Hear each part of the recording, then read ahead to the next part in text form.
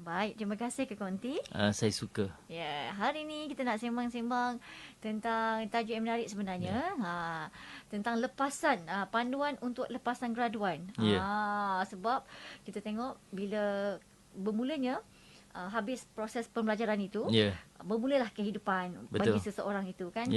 Dan ada orang mungkin banyak benda yang dia fikir lepas graduan apa-apa belum ni dah nak beli kereta dah. Kan? Kereta pula jenis yang mahal macam tu kan. Bukan nak merancang pakai kereta kecil dulu, lepas tu simpan-simpan duit boleh beli rumah ke dan sebagainya. Dan paling menakutkan bila baru sebulan 2 kerja dah dekat kredit. Jadi eloklah semua dengar sebagai panduan kita bersama. Di awal ni mukadimahnya Tuan, silakan Tuan Samsudin. InsyaAllah. Bismillahirrahmanirrahim. Ya Allah Tuhanku, ajarilah aku perkara yang aku masih jahil dan berilah aku ingat semula perkara yang aku sudah lupa. Ya Allah ya Tuhanku, tolong pemudahkan semua urusan kerjaku. Tolong rombak mana-mana simpul pada lidahku supaya orang lain dapat memahami kata-kataku. Assalamualaikum warahmatullahi wabarakatuh. Sidang penonton dan pendengar yang dirahmati Allah, lagi disayangi Nabi. Kita mulakan dengan mungkin doa yang ringkas insya-Allah. Bismillahirrahmanirrahim. Alhamdulillahirabbil Allahumma salli ala sayyidina Muhammadin wa ala ali sayyidina Muhammad. Ya Allah Tuhan kami, kurniakanlah kepada kami dengan kefahaman para nabi, hafalan para rasul, ilham para malaikat yang hampir denganmu. Wahai Allah yang maha pembuka lagi maha tahu, bukalah hati kami seperti orang yang arif lagi bijaksana. Ya Allah Tuhan kami, perkenankanlah segala doa kami ini. Amin rabbal alamin. Jadi tuan-tuan dan cik-puan yang dirahmati Allah, apabila sebut graduan ni lah salah satu mungkin benda yang terlintas kereta ya. Kalau kita tengok graduan 20 lebih, mungkin 23 tahun, ada yang 24, 25 lah. Kalau secara asasnya kajian menunjukkan lelaki akan hidup secara purata 72 tahun, manakala perempuan 75 tahun. Kalau kita ambil 70 je, kita graduate 25. 25 tambah 25 nak dapat 70 tu berapa tahun tu? 45 tahun nak sampai 70. 45 tahun takkan kita nak pakai sebuah kereta tu. Itulah kereta kita nak pakai selama 45 tahun. Salah satu ujian saya lihat apa yang Tuhan kurniakan kepada manusia ni atas muka bumi. Kereta ni dia berubah-ubah. Model dia, teknologi dia, tak ada satu pun yang kekal cantik. Yang benda-benda dunia ni, dia tak ada. Dulu kita tengok sebuah kereta mungkin MPV tu, wow cantiknya. Apabila keluar model baru, jenama tu juga, tak cantik dah yang lama. Dulu kita kata inilah kenderaan yang paling cantik ya. Jadi benda-benda dunia ni adalah sandiwara lah. Ada benda kita patut jangan kita tertipu dengan sandiwara dunia ya. Setengah tu Tuhan buat tu sebagai ujian kepada manusia untuk istiqamah lah. Maksudnya memang mengejar akhirat, pada masa sama kita cari habuan kita dunia. Jadi kenderaan tu sebagai permulaan sebab kita apabila kita guna duit, kalau beli cash tak apa. Tapi berapa orang je yang boleh beli cash? Yang mak ayah kat luar sana yang mendengar ni yang terlebih kaya tu tak apalah ya. Macam kita ni terpaksa berhutang ya. Bila berhutang, apa sahaja yang kita beli, kos dia jadi lebih tinggi lah. Kita buat pembiayaan Islamik ke, bukan Islamik ke, dua-dua memang harga yang kita bayar balik memang lebih tinggi. Cuma kita sebagai orang Islam kena ambil pembiayaan Islamik lah untuk bebas pada riba dan sebagainya. So kalau beli kereta 40,000, kita mungkin bayar 50,000 atau 60,000. Dan pada masa yang sama, bila kita bayar lebih, harga kereta kita semakin berkurang. Jadi sebagai graduan, mungkin kita masa darah muda ni, prosesnya hampir setiap orang. Tapi yang ni memang untuk graduan susah sikit untuk kita nak hadapi, nak lawan diri kita. Sebab kita bila muda lagi ni, belum kita lalui banyak benda ni, kita pakai cakap je, pakai buat je. Macam DJ Siti selalu sebut apa, kita respon berdasarkan apa kita lalu. Tak lalu, respon lain. Dah lalu, dia baru setuju dengan kita. Betul. Lepas dah lalu, baru dia setuju. Memang pernah. Saya pun pernah kena maki hamung dulu sebab suruh belanja tak payah, show off tak payah ni. Ada orang maki hamung saya pun. Tapi bila hidup dia dah semakin, mungkin saya tengok bisnes dia drop dan sebagainya. Baru dia setuju dengan baru dia setuju. Dia datang sebut saya baru sekarang saya faham. Itulah bonus sebab saya suka sangat kata DJ Siti tu yang mengatakan kita respon berdasarkan apa yang kita lalui. Tapi sebagai graduan memang mahu tak mahu, walaupun kita dengar topik ni mungkin ada setengah benda kita terjebak, terbabas ya. Sebab darah muda ni memang Setiap orang mungkin cuma slot kita ni untuk kalau boleh instead of nak buat 10 kesilapan kita kurangkan lah sebanyak. Jadi kenderaan ni kenderaan pertama tak penting untuk kita beli yang baru dan sebagainya. Kadang-kadang bahaya juga apabila kita pakai kenderaan baru ni. Contoh kita duk fikir kita pun nak pergi meminang lah. Contoh lelaki nak meminang perempuan. Ada kes ni satu keluarga. Saya kagum dengan pemikiran orang muda ni. Dia mampu untuk beli sebuah kereta yang import lah. Dia mampu. Tapi bila nak pergi cari calon tu, dia pinjam kereta ayah dia yang dah 30 tahun tu. Apa? KI 30. 30 ke apa? Yang 30 tahun lah. Harga beribu-ribu je. Pergi rumah ni. Apabila yalah naik ayah dia lah. Jadi keluarga tanya, pakai kereta apa? Oh tak ada. Ni saya datang, saya balik. Kalau balik kampung naik bas je. Kat sana saya ada motor je. Jadi ramai yang reject. Tapi bila pergi satu keluarga ni, keluarga tu dapat terima. Lepas terima tu kahwin tu dia beli kereta yang import tu. Itu buat salah satu. Jadi risiko juga. Bila kita beli kenderaan yang mewah ataupun yang selesa yang baru sangat sekarang, takut-takut jodoh kita pun memilih bukan kerana kita, kerana kenderaan kita. Lepas kahwin tengok kita tak mampu untuk bagi apa, dia kata, menyesal aku kahwin dengan awak ni. Dah dulu nampak kereta besar. Sekarang kereta pinjam. Itu sebab bagus kita hidup realiti. Sebab kita nak hidup pun insyaAllah kalau panjang umur sampai 70 tahun. 45 tahun. Kenderaan apa yang tahan 45 tahun. Jadi kita berpada-pada. Mana kenderaan pertama mungkin kereta terpakai boleh. Ataupun kalau ayah kita ada kereta, dia nak beli kereta baru, kita beli murah lah. Kalau pandai lagi, kita dapat FOC lagi bagus. Ataupun kakak kita yang ada kereta lama nak beli, kan nak trade in ke. Alah, jual kat adik murah-murah lah. Tak payah ambil loan bank, saya bayar bulan-bulan. Wallahualam. Adik saya nak berkira sangat lah. Jadi apa perkara-perkara terpenting sebagai seorang graduan yang lepasan graduan ini perlu utamakan. Okey, di tangga pertama apa benda? Beli apa benda yang eloknya? Okey. Dia sebenarnya beli akaun pelaburan. Okey. Bukan beli barang tak ada. Kalau nak beli pun nak beli barang pun sekadar kalau nak beli emas boleh lah. Emas tu kalau nak beli rumah kalau mampu dah layak beli sebab bila jadi graduan kita secara asas kehidupan kita keperluan asas lah selain pada beriman pada Allah ni. 3, kita memerlukan pakaian, kita perlukan pakaian, makanan dengan tempat tinggal. 3 ni penting. Maksudnya kita nak fikir masa depan kita kena berhadapan sekurang-kurangnya 3 benda isu ni. Pakaian mungkin kita boleh tahan lagi pakai lama. Pakaian lama. Tapi makanan yang dah makan dah habis, esok nak makan nak ambil duit mana, right? So selagi kita hidup ni, satu ujian yang Tuhan bagi kat manusia, kita kena makan. Kalau boleh nak cuti kat 4 tahun tak payah makan, jimat duit. Memang dijadikan macam tu. Ujian Tuhan suruh. Tuhan dah buat kita kena makan. Jadi nak makan ni bukan boleh. Dan Tuhan suruh pula tak boleh mencuri yang orang punya. Kena beli, nak cari duit halal.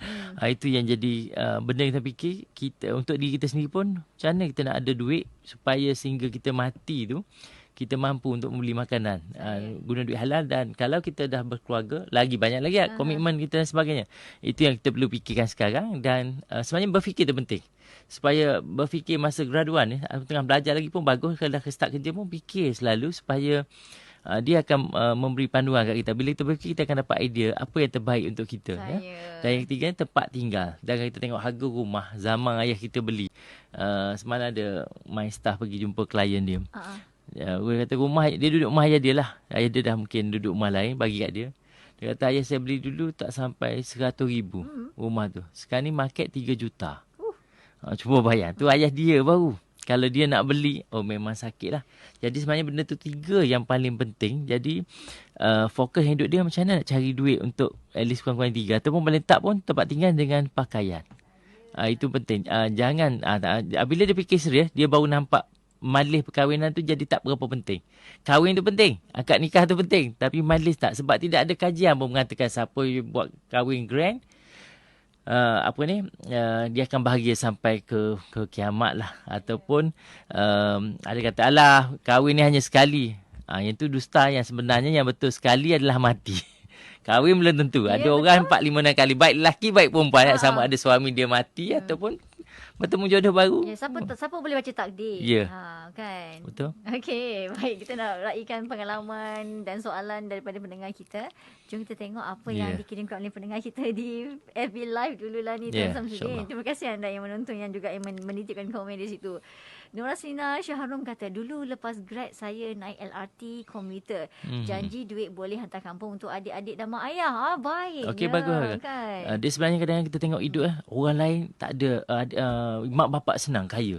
Kita pula mak ayah susah. Adik ramai lagi sekolah. Dah gaji memang mungkin dapat banyak tapi terpaksa tanggung. Sebenarnya malaikat kanan dengan mencatik itu. Malaikat kanan tak pernah tidur dan dia mencatik semua yang kita suffer tu. Kita berkorban untuk adik-adik. Itu sangat bagus tu, sangat nilai yang sangat tinggi. Adik kita tak balas pun don't worry, Tuhan akan balas. Betul. Kata seorang tabligh yang pernah beritahu, awak akan lupa apa yang awak bantu saya tapi Allah tak akan lupa. Macam yang dia bantu adik dia, insya-Allah itu sangat barakah. Wallahualam. Okey, seterusnya Azri bertanya, Azri Nurazma, dalam dilema apa pelaburan terbaik untuk anak-anak?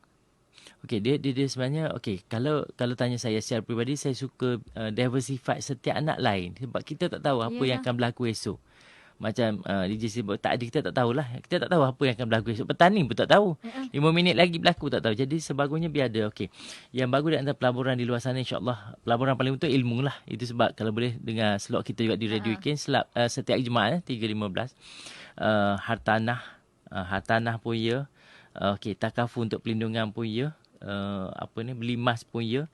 Tabung haji pun ya, ASB pun ya, unit teras pun ya, saham di Bursa Malaysia pun ya, dan lain-lain lah. Beli tanah lot pun ya. Tanah tu luas lagi ya. Jadi kalau ada peluang kita boleh beli tanah lot, beli tanah lot. Boleh simpan untuk anak. Tengok atas situasi kemampuan kita. Ya, SSPN I pun bagus. Jadi kalau kita tak mampu nak masuk semua satu benda, kita buat seorang melalui hartanah. Bukan untuk dia dapat hantar, backup dia tu. Kita tahu yang ni emas. Boleh juga. Setiap anak kita buat yang berbeza. Cuma bagi saya jangan kita utamakan tabung untuk pendidikan dan tabung untuk dia survive. Lain pendidikan sekadar masuk YouTube bagi saya bukan pendidikan. Pendidikan ni anak yang boleh survive. Tak kira ekonomi macam mana berlaku di dunia. Wallahualam. Okey, seterusnya Syah MH dia berkongsi pandangan. Gaji graduan tak banyak lah. Tak banyak berubah tuan sejak 1998. Inflasi meningkat tiap tahun. Mungkin ada pandangan balas? Okey, yang tu saya sokong sangat. Memang saya tengok memang tak banyak berubah kecuali kita kerja GLC.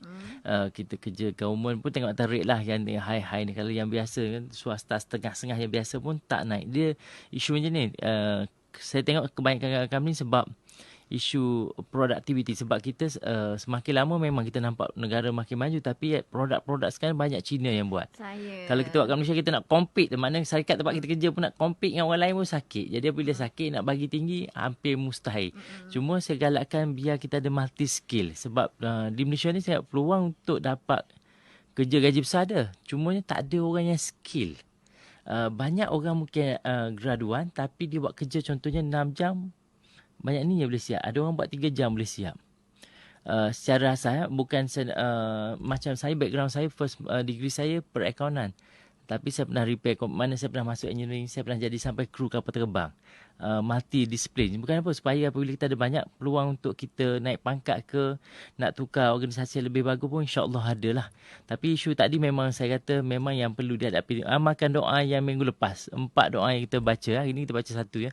InsyaAllah dalam situasi yang kita lalui itu Allah pemudahkan, Allah bagi kita ilham yang terbaik apa yang patut dibuat. Tapi isu tu memang masih berlaku. Wallahualam. Okey, yang pertama beli akaun pelaburan. Ya, beli akaun tu. Yang kedua? Yang kedua selain tu okey. Kereta okey. Kereta tengok atas keperluan. Contoh kalau rumah kita ke tempat kerja, boleh naik LRT, baik tak payah beli dulu. Ya, tapi kalau ke rumah kita tempat kerja kena sebab saya kurang bersetuju sikitlah untuk naik motor tapi ada orang sebab kata tak mampu. Sebab motor bukan sebab saya, banyak orang yang saya kenal meninggal dunia sebabkan oleh motor. Walaupun dia ada kenderaan kan, pergi kedai runcit nak beli barang, meninggal tu disebabkan terlanggar ya. Tapi kalau let's say terpaksa, contoh dalam situasi kita kerja kita dengan naik motor tak berapa selamat ya, ataupun public transport terlalu jauh. Lepas tu wanita pula dan sebagainya, kalau perlu okey kita beli ya. Kereta terpakai ada banyak. Mungkin ada kata kereta pakai nanti rosak. Dia tu mitos je sebenarnya. Ya. Bagi saya selain daripada kita memilih berdoa untuk memilih kereta, setiap kali nak on enjin cuba baca bismillah. Saya dah try dah kereta selama orang kata dah lebih 9 tahun ni, saya pernah pakai sampai 13 tahun. Ada kereta lebih pada tu pun saya tak ada pun, mati-mati kat traffic light macam tu je. Ataupun kalau kita mati kadang-kadang berhenti. Kalau nak WhatsApp pun kadang berhenti semayang, WhatsApp. Ada orang kenal pula kita. Dia pula tolong bantu, tak ada. InsyaAllah okey ya. Cubakan kalau boleh kereta second hand terpakai, ataupun kalau ada adik-beradik kita punya kereta yang dia tak pakai, kita belilah. InsyaAllah okey ya.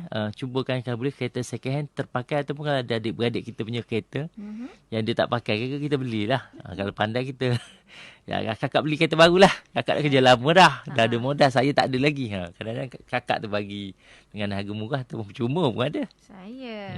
Okey, satu perkongsian pengalaman daripada Faizal Maliki. Katanya mak mentua saya bermurah hati sangat menjual kereta wajar miliknya dengan harga 8,000 sahaja.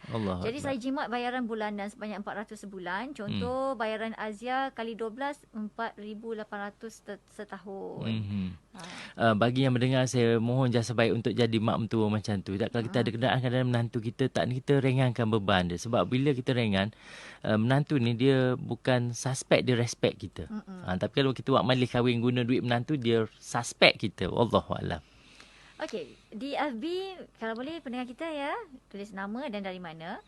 Senang kita nak baca soalan dia. Okey, ini soalan daripada pendengar kita yang tidak bernama.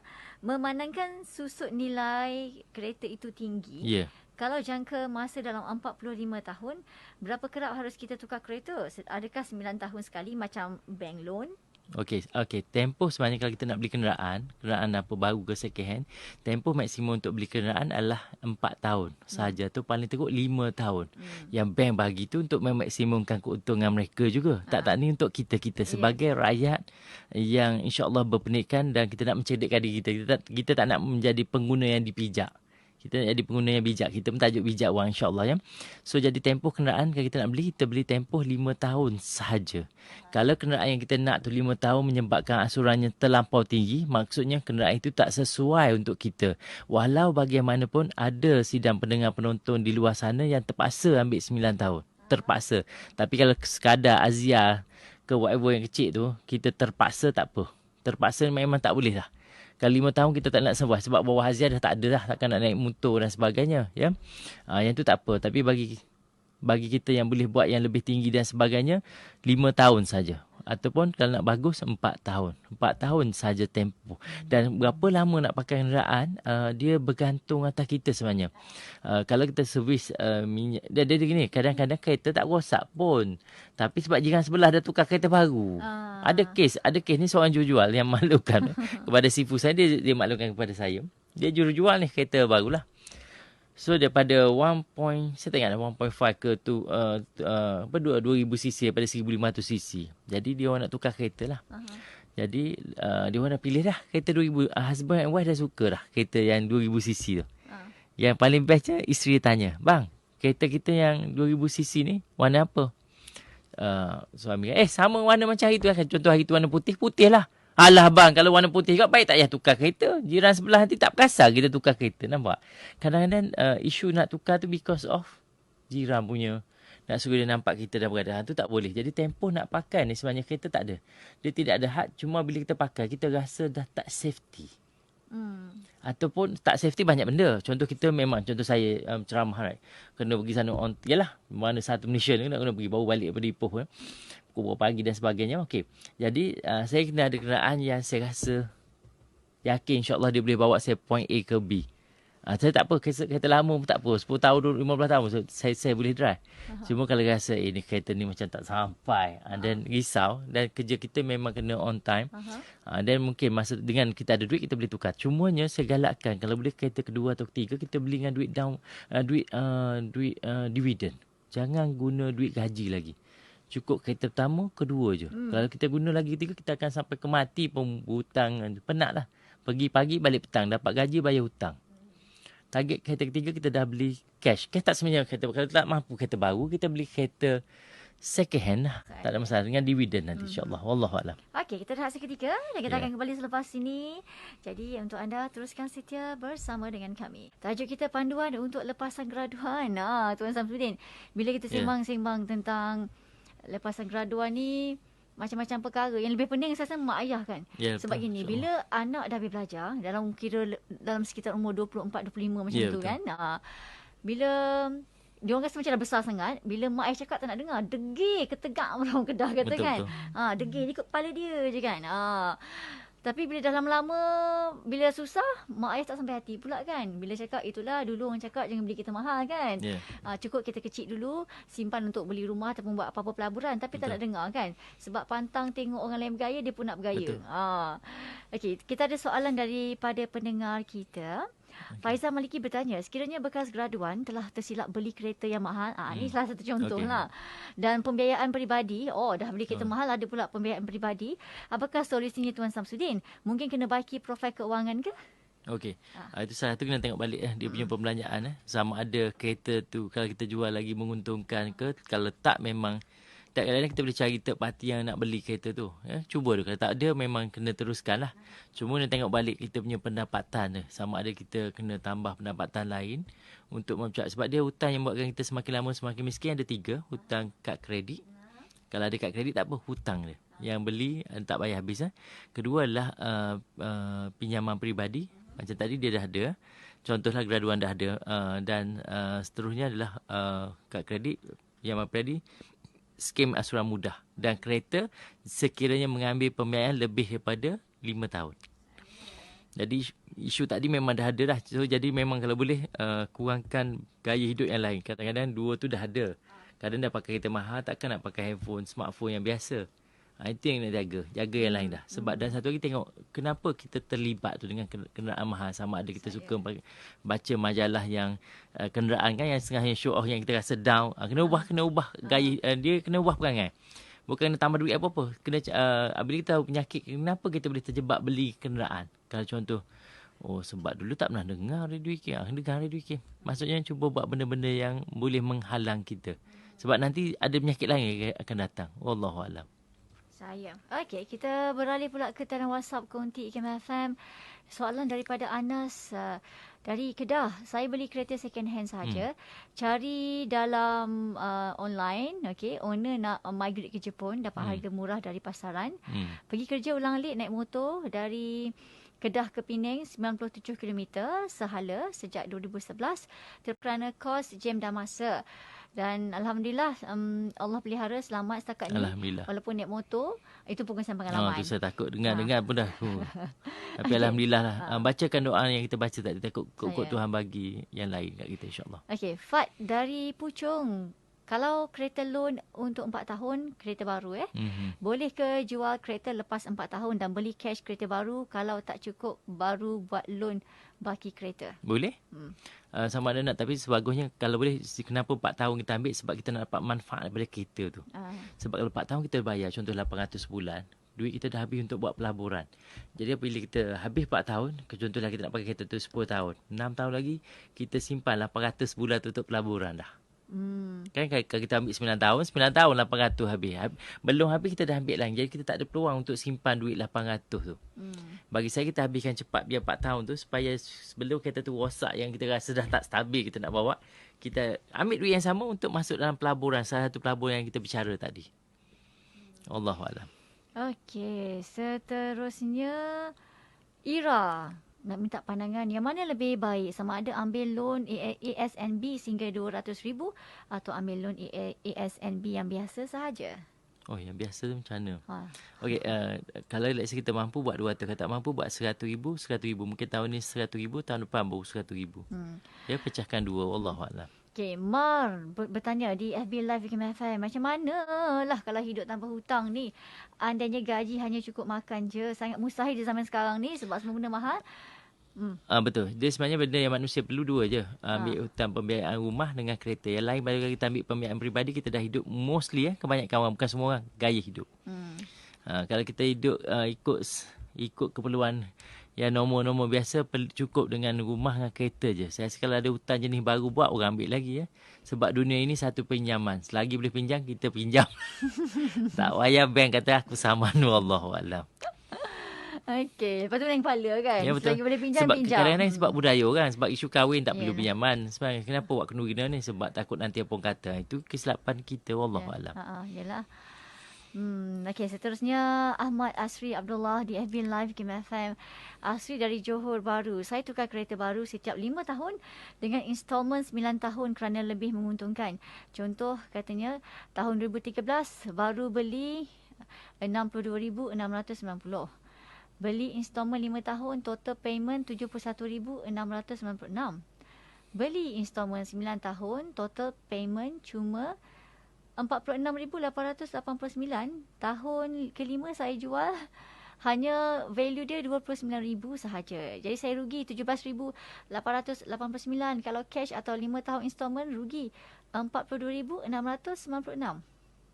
Dia tukar 5 tahun sekali. Sebab isunya dia nak tukar. Sebab dia isu dia nak tukar 5 tahun sekali.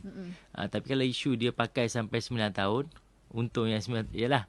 Sebab itu saya kata kena ambil 5 tahun punya loan tapi pakai 9 tahun. Tapi macam sebab school of thought tuan yang menyebut tadi dia 5 tahun. Itu satu lagi kalau saya panggil school of thought lah. Pendapat satu lagi. Macam saya berpegang ambil 5 tahun tapi guna kereta tu selama yang boleh. Sebab pertamanya untuk kita tidak melanggar surah Al-Isra ayat 27, sesungguhnya orang yang bazir itu adalah saudara-saudara pada syaitan. Kereta guna kita cuba guna sehingga manfaat dia macam kita rasa lah, guna sampai habis. Macam kita ambil tebu ni, kita mesin dia, air ada lagi kita buang. Jangan kita guna lah. Tapi mungkin kepada tuan tadi mungkin duit dia lebih ke dan sebagainya. Kalau untuk buat 5 tahun memang cara dia adalah terbaik lah berbanding 9 tahun. Wallahualam. Ini ada Kak Long dari Sungai Buloh. Kak Long kawasan ni. Okay. Saya main kutu sebulan RM100. Mana baik main kutu ataupun buat pelaburan ASB? Okey, kutu yang berdisiplin adalah yang jaga duit kutu. Yang main kutu tak ada disiplin. Kata pakar-pakar kewangan ya. Saya dulu pernah main juga. Ya, maksudnya kita ni tak disiplin lah. Yalah. Yang jaga tu kutu dia paling bagus buat pelaburan. Kutu tu dia disiplin. Dia disiplin. Sebab bukan saya duit dia boleh jaga duit orang. Kalau kita ni, kenapa kita serah duit kita kat orang? Sebab kita tak boleh pegang. Tabah contoh nak bayar rotek ni. Betul. Nak bayar rotek dengan takaful dan sebagainya. Alamak, bulan sebelah kena bagi kat orang supaya saya nak bulan sebelah. Kenapa? Nak bayar rotek. Tapi kenapa tak kumpul sendiri? Sebab kita tak ada disiplin. Lebih bagus letak dalam pembiayaan. Allahuakbar. Tak sedar kita pun dah hampir ke penghujungnya. Apa sedikit nasihat kesimpulan kepada tajuk kita? Okey. Silakan. Okey. Jadi tuan-tuan dan cikpuan graduan, kita umur muda mungkin banyak benda yang kita nak segera ya. Tak sabar. Seboleh-bolehnya kita berkawan. Kalau kita umur 20 lebih, kita berkawan biada. Dalam grup circle kawan kita ada yang 30 lebih, 40 lebih, 50 lebih, 60 lebih, 70 lebih. Mesti ada 5 lah.